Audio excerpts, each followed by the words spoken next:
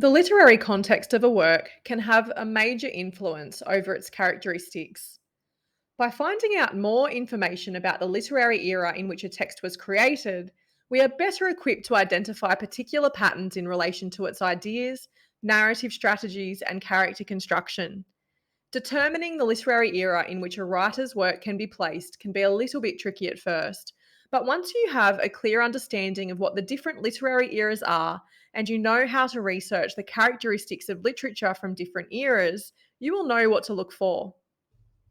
In the literary context lessons, I will be introducing you to the prominent literary eras, including the Classical era, the Anglo Saxon or Old English and Middle English periods, the Enlightenment or Neoclassical era, the Renaissance and Victorian eras, through to the Modernist and Postmodernist eras.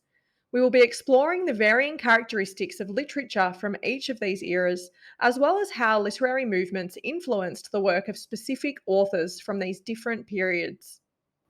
There can be some overlap between an author's literary era and the overarching philosophical beliefs that are relevant to their unique context.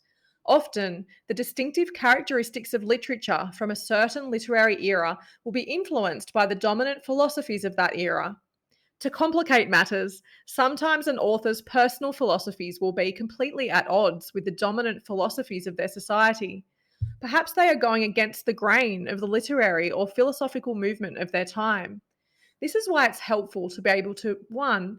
Identify the dominant values and philosophies of an author's society, 2. Identify the author's personal values and philosophies, and 3.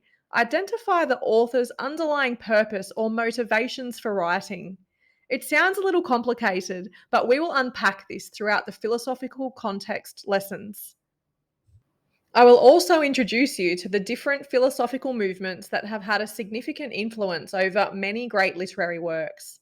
As there is such an extraordinary number of philosophical movements that have shaped human societies and cultures throughout history, we will be focusing on a handful of movements that are most relevant to the literary canons of the historical and literary eras we will be discussing throughout this course. A literary canon refers to the body of literature considered most influential and definitive within a particular time period. They are the works we most often learn about in classrooms, those that fall into the category of classic literature. To help with distinguishing between the literary and philosophical contexts, in the literary context lessons, I will focus more so on the common characteristics of literature within each literary era. And in the philosophical context lessons, I will place more emphasis on the defining philosophies, the relevant concepts and systems of thinking that relate to each of the philosophical movements I discuss. The relevant philosophical movements include classicism, humanism, romanticism, Marxism, existentialism, nihilism, feminism, modernism, postmodernism, and posthumanism.